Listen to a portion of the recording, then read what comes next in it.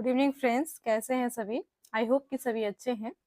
Lucent objective book को अभी हम चैनल पर कवर कर रहे हैं और इससे संबंधित जो है हमने एक प्लेलिस्ट बना रखा है। लूसेंट फॉर ऑल एग्जाम नाम का एक प्लेलिस्ट बना दिया गया है इसी चैनल पर, जिसमें जो है हमने एंशिएंट हिस्ट्री को कंप्लीट कर लिया है और अभी जो है हम मेडाइवल हिस्ट्री को कर रहे हैं और इससे भी संबंधित बहुत सारे चैप्टर का जो है क्वेश्चंस हमने रिवाइज कर लिया है। तो एक बार आप चैनल के प्लेलिस्ट में जरूर विजिट कर लीजिए। लूसेंट फॉर ऑल एग्जाम नामक प्लेलिस्ट है और आज हम करने वाले हैं मुगल साम्राज्य से संबंधित क्वेश्चन आंसर और इसका जो है 3 पार्ट हमने ऑलरेडी अपलोड कर दिया है उसी प्लेलिस्ट में और आज जो है पार्ट 4 है।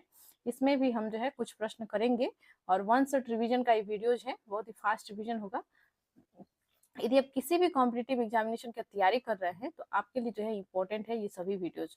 तो चैनल को जरूर सब्सक्राइब कर लीजिए, वीडियो को लाइक एंड शेयर कीजिए, कमेंट कीजिए। हाँ, और हर एक वीडियो में जो है आपके लिए एक प्रश्न होता है जिसको जो है आपको आंसर करनी होती है।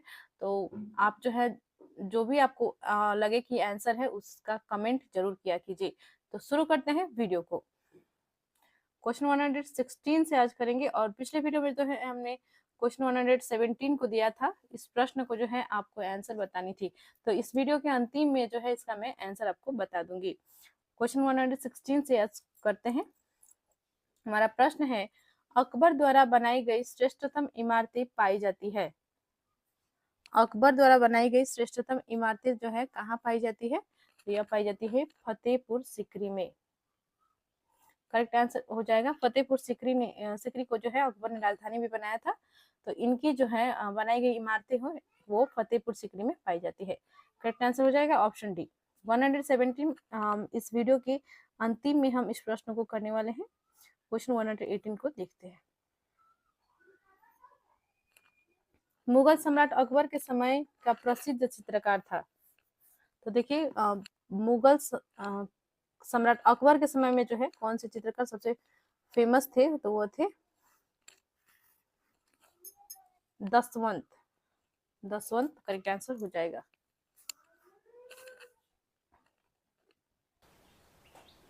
क्वेश्चन 119 है, निम्नलिखित में से किस में हिंद तथा ईरानी वास्तुकला का सर्वप्रथम समन्वय देखने को मिलता है? तो यह मिलता है शेर शाह के मकबरे में। करेक्ट आंसर हो जाएगा ऑप्शन डी।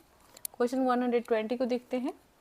शेर शाह के बचपन का नाम था, तो इनका जो नाम था वह था फरीद खां। करेक्ट आंसर होगा ऑप्शन ए।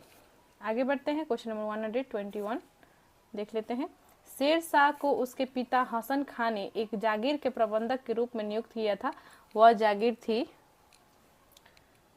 सहसराम सासाराम।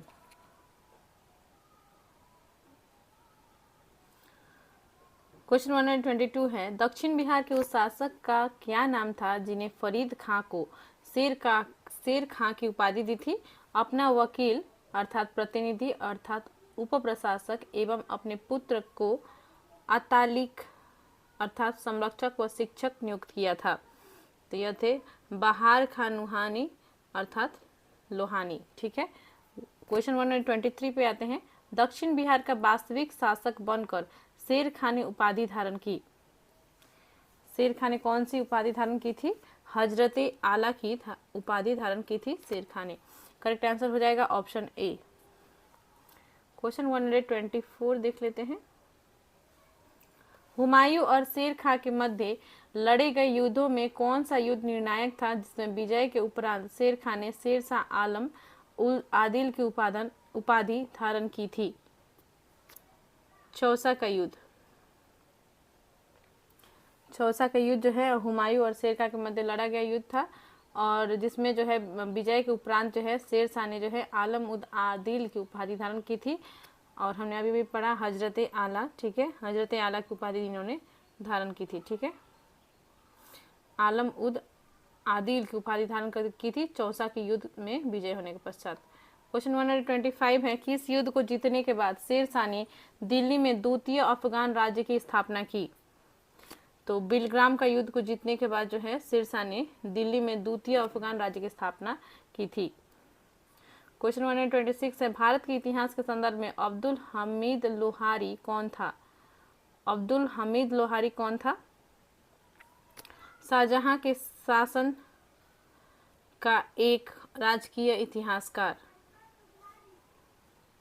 शाहजहां के शासन का एक इतिहासकार था अब्दुल हमीद लाहौरी। ठीक है, नेक्स्ट है क्वेश्चन 127 है।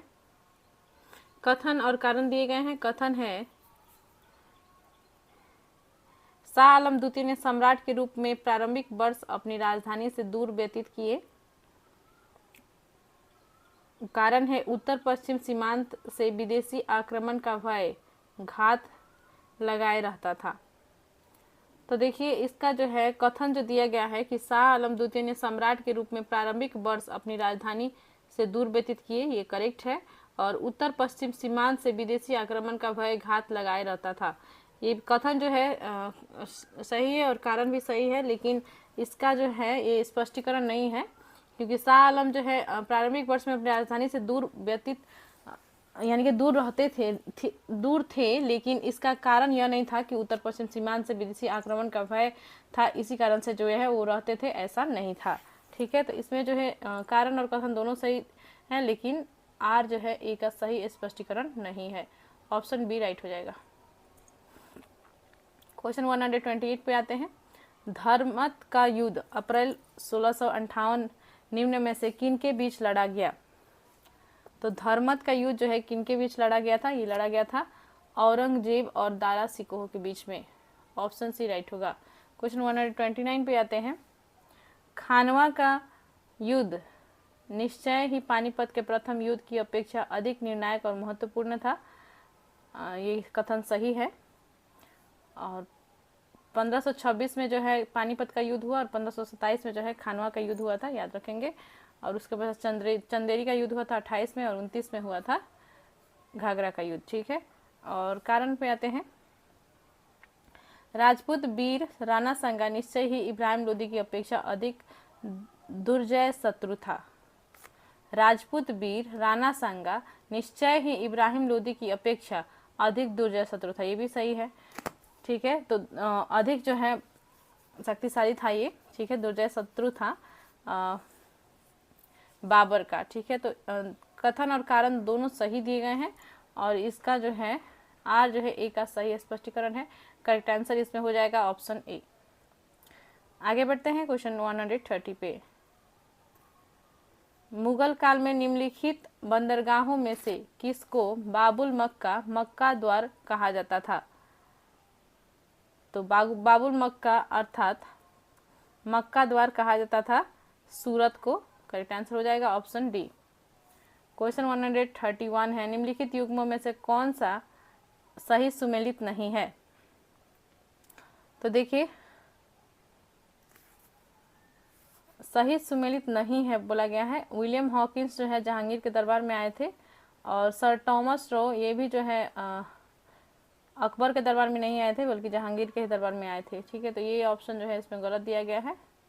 ऑप्शन बी जो है सही सुमेलित नहीं है।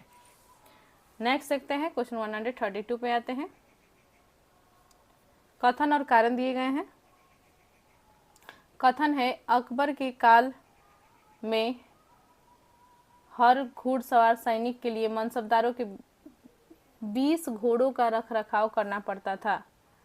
तो देखिए क्या है कि अकबर के काल में हर 10 घुड़सवार सैनिक के लिए मनसबदारों के 20 घोड़ों का रख रखाव करना पड़ता था, ये जो है कथन गलत दिया गया है। इसमें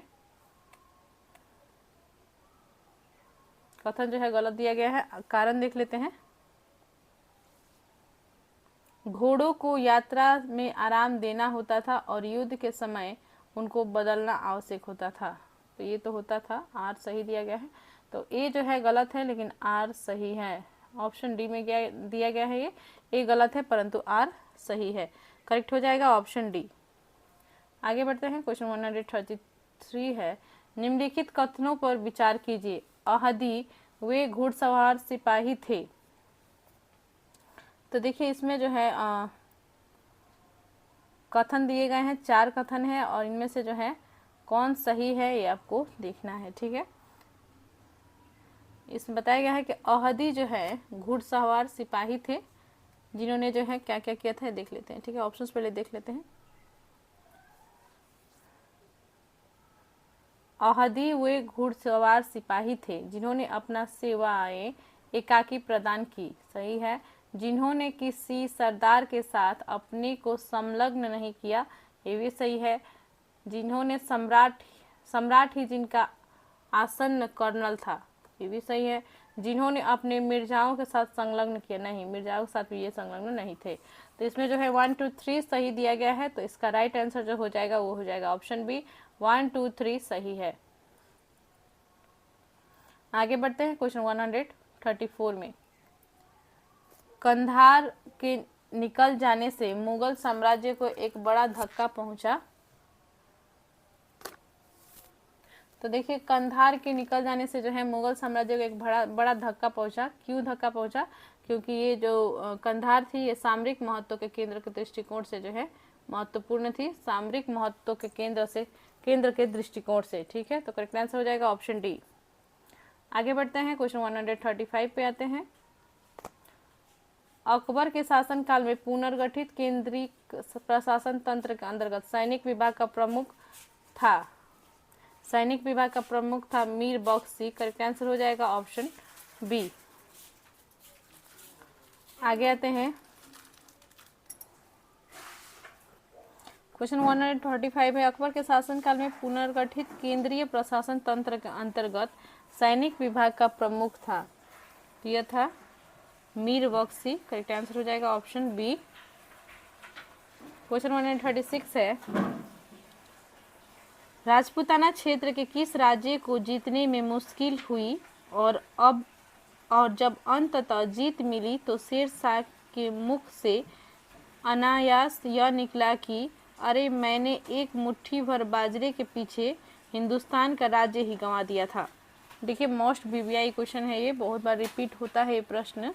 ठीक है, तो ये जो था वो था मारवाड़ था। ठीक है, करेक्ट आंसर हो जाएगा ऑप्शन ए, मारवाड़। क्वेश्चन 137 पे आते हैं।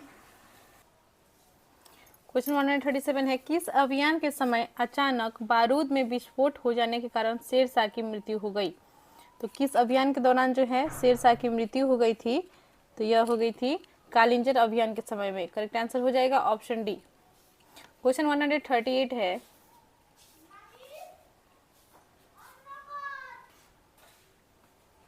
शेर शाह के बारे में क्या असत्य है? तो देखिए, असत्य क्या है? शेर शाह ने सासाराम में एक सुंदर किले का निर्माण करवाया, यह जो है असत्य है। आगे बढ़ते हैं, क्वेश्चन 139 पे। सूची 1 और सूची 2 के साथ सुमेलित करना है। सूची 1 में है शेर शाह कालीन प्रशासनिक इकाई और सूची 2 में दिया गया है शेर शाह प्रशासनिक इकाई का प्रधान। तो इसे जो है मैच कर लेते हैं। तो इक्ता प्रांत जो थी, इसका जो प्रधान थे वो होते थे हाकिम एवं अमीन। ठीक है, सरकार, जिसे जिला को जो है सरकार कहा जाता था, और इसका जो प्रशासनिक प्रधान होते थे वो होते थे सिकदार ए सिकदरान। ठीक है, सिकदार ए सिकदरान एवं मुंसिफ ए मुंसिफान। परगना, जिसे तालुका कहा जाता था, तालुका का जो है परगना कहा जाता था, तो इसका जो प्रधान होते थे वो होते थे सिकदार एवं मुंसिफ। ठीक है, ग्राम का जो प्रधान होते थे वो होते थे मुकद्दम एवं आमिल। तो इसका जो है, देखिए, वीवीआई है ये क्वेश्चन। ठीक है, इससे जो है क्वेश्चन पूछा जा सकता है। सिंपल सा भी प्रश्न पूछ लिया जाता है कि जिला को जो है शेर शाह कालीन के प्रशासन में जो है क्या कहा जाता था? तो ये सरकार कहा जाता था। परगना किसे कहा जाता था? तो तालुका को कहा जाता था। ठीक है, और इनके प्रधान कौन कौन होते थे ये भी याद रख लेंगे। तो ये राइट आंसर इसका जो होगा वो हो जाएगा ऑप्शन ए। आगे बढ़ते हैं। चैनल को अभी तक आपने सब्सक्राइब नहीं किया है तो सबसे पहले जो है चैनल को सब्सक्राइब कर लीजिए और बेल आइकन को एक बार प्रेस कर लीजिए, और जैसे ही कोई वीडियो अपलोड हो आपको जो है नोटिफिकेशन टाइमली मिले, इसके लिए जो है बेल आइकन को प्रेस करना आवश्यक है। और साथ में जो है आप प्लेलिस्ट को अभी तक विजिट नहीं किए हैं तो लूसेंट फॉर ऑल एग्जाम का प्लेलिस्ट है, इसी चैनल पर अवेलेबल है। उस प्लेलिस्ट में एक बार विजिट करें और जितने भी एंशिएंट हिस्ट्री के वीडियोस अपलोड हो चुके हैं और मेडाइवल हिस्ट्री के इससे पहले वाले जो वीडियोस हैं, जितने चैप्टर का अपलोड हो चुके हैं, उन सभी वीडियोस को देख ले, क्योंकि मोस्ट वीवीआई वो भी क्वेश्चंस हैं आपकी परीक्षा के दृष्टिकोण से। और किसी भी परीक्षा का आप तैयारी करते हैं तो आपके लिए जो है ये वीडियो जो है इम्पोर्टेंट ही है, तो वीडियो को मिस नहीं करें। आगे भी बहुत सारे वीडियोज अपलोड होंगे। अभी हम हिस्ट्री का कवर करने वाले हैं, इसके पश्चात जो है आधुनिक भारत को ख़त्म कर लेंगे, उसके पश्चात हम पॉलिटी को स्टार्ट करेंगे। ठीक है, तो चैनल से जुड़ जाइए, चैनल को सब्सक्राइब कर लीजिए। क्वेश्चन 140 पे आते हैं। शेरशाहकालीन प्रशासन में फौतदार था, तो देखिए फौतदार क्या होता था, कोषाध्यक्ष को जो है फौतदार कहा जाता था। करेक्ट आंसर हो जाएगा ऑप्शन ए। क्वेश्चन 141 है, शेरशाहकालीन प्रशासन में कानूनगो का काम था। कानूनगो का क्या काम था? भूमि संबंधी रिकॉर्ड को रखना। कानूनगो को जो है क्या काम होता था? भूमि संबंधी रिकॉर्ड को रखने का काम जो है कानूनगो करता था। ऑप्शन ए राइट हो जाएगा। क्वेश्चन 142 पे आते हैं। किसने शेरशाहकालीन ग्राम प्रशासन के संदर्भ में कहा? एक, जराक्षीण मृत्युमुख में पहुंचने ही वाली वृद्धा अपने सिर पर स्वर्ण आभूषणों से भरा टोकरा रखे यात्रा पर निकल पड़े, तब भी किसी चोर या लुटेरे की हिम्मत नहीं हुई कि वह बुढ़िया के पास फटक भी जाए, क्योंकि उन्हें मालूम है कि इसके लिए शेरशाह कितना बड़ा दंड दे सकता है। तो देखिए ऐसा किसने कहा था? शेरशाहकालीन का जो प्रशासन था वो इतना मजबूत था कि सब जो है उनसे डरते थे, और स्थिति ये थी कि कोई भी इसमें एग्जाम्पल के रूप में दिया गया है कि एक वृद्धा जो है यदि यानी कि आभूषणों से भरी स्वर्ण सोने के जो है आभूषणों से भरी टोकरी को यदि टोकरा को जो है माथा पर रख के लेकर चले, तभी जो है रख कर यात्रा पर अगर निकल पड़े तो तभी जो उसे कोई नहीं लूटेगा। ये लुटेरे का जो है ये हिम्मत नहीं होती थी कि वो बुढ़िया के पास जो है वो जाके भी कुछ आसपास भटके भी या उसको जो है लूटने का प्रयास करे, उसे बिल्कुल भी हिम्मत नहीं होती थी। तो ये किसने कहा था? शेरशाहकालीन ग्राम प्रशासन के संदर्भ में ये किसने कहा है? तो ये जो है कहा था अब्बास खां सरवानी ने। ठीक है, करेक्ट आंसर इसमें हो जाएगा अब्बास खां सरवानी। अब्बास खां सरवानी ने ऐसा कहा था शेरशाहकालीन प्रशासन के बारे में। क्वेश्चन 143 पे आते हैं। शेरशाह द्वारा निर्मित सड़क व सराय अफगान साम्राज्य की धमनियां थी, यह उक्ति किसकी है? तो देखिए शेरशाह ने जो है grand trunk road GD road भी बनवाई थी। ठीक है, और इनके द्वारा जो निर्मित सड़क व सराय जो है अफगान साम्राज्य की धमनियां थी कहा गया है। यह किसने कहा था? तो यह कहा था के.आर. कानूनगो ने। करेक्ट आंसर इसमें हो जाएगा ऑप्शन डी, के.आर. कानूनगो। आगे बढ़ते हैं। क्वेश्चन 144 है, शेरशाह के भू राजस्व व्यवस्था के संदर्भ में क्या सही नहीं है? नहीं पूछा गया है। ठीक है, तो इसका जो है भू राजस्व की दर उपज का 1/6 भाग तय किया गया, ये जो है इसमें करेक्ट नहीं है। 145 है, शेरशाह ने असरफी रुपया दाम नामक नए सिक्के चलवाए, वो जिन धातुओं से बने होते थे वे हैं सोना, चांदी और तांबा। शेरशाह ने जो है असरफी रुपया दाम नामक सिक्के चलाए हुए जिन धातुओं के बने होते थे वो है, तो यानी कि असरफी जो बना होता था वो सोना का था, रुपया चांदी का था, और दाम जो था यह था तांबा का। ठीक है, आगे बढ़ते हैं। क्वेश्चन 146 पे आते हैं।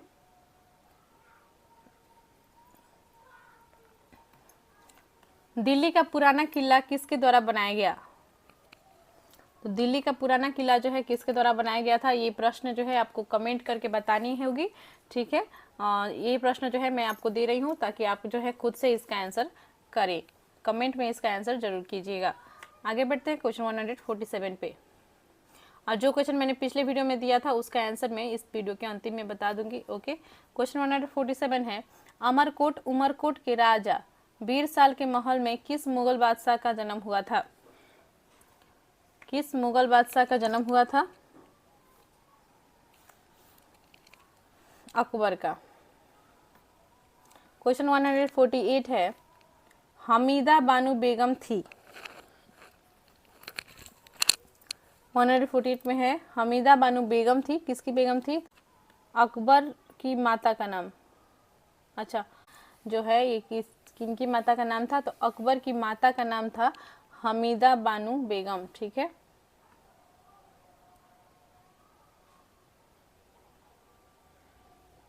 149 है, अकबर के संरक्षक बैरम खां का पतन कब हुआ? अकबर के संरक्षक बैरम खां का पतन कब हुआ? 1560 ईस्वी में। आगे बढ़ते हैं। क्वेश्चन 150 में आ गए हैं हम लोग। सूरवंश के हिंदू प्रधानमंत्री हेमू पहले रेवाड़ी के बाजार में नमक बेचा करता था, मगर वह बहुत प्रतिभा संपन्न था। उसने अपने जीवन में लड़ी गई 24 लड़ाइयों में से 22 को जीता था। हेमू ने किस उपलक्ष्य में विक्रमादित्य की उपाधि धारण की? तो इन्होंने जो है आगरा दिल्ली पर अधिकार करने के उपलक्ष्य में जो है इन्होंने विक्रमादित्य की उपाधि धारण की थी। ठीक है, हेमू ने। तो करेक्ट आंसर इसका हो जाएगा ऑप्शन ए। और इस वीडियो का जो है हम इसमें 150 तक ही करेंगे। आगे के जो बचे हुए प्रश्न हैं हम नेक्स्ट पार्ट में कर लेंगे, क्योंकि वीडियो बहुत ही लंबा होते जा रही है। और हमने जो क्वेश्चन दिया था आपको, क्वेश्चन 117 हमने दिया था पिछले वीडियो में, इसे हम कर लेते हैं। ठीक है, तो क्वेश्चन है हल्दी घाटी युद्ध। देखिए क्वेश्चन 117 है, हल्दी घाटी युद्ध 1576 के पीछे अकबर का मुख्य उद्देश्य था। तो देखिए इनका जो हल्दी घाटी युद्ध के पीछे जो है अकबर का मुख्य उद्देश्य था राणा प्रताप को अपने अधीन लाना। ठीक है, करेक्ट आंसर इसमें हो जाएगा ऑप्शन ए, राणा प्रताप को अपने अधीन लाना। और इस वीडियो के लिए जो है हमने जो क्वेश्चन दे रखा था वो है क्वेश्चन 146।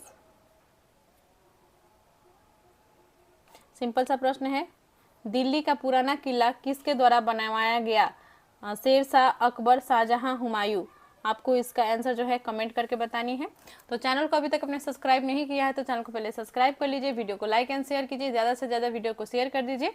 और जो क्वेश्चन दिए गए हैं उसका जो है आंसर आप कमेंट कीजिए, लाइक कीजिए। मिलते हैं नेक्स्ट वीडियो में।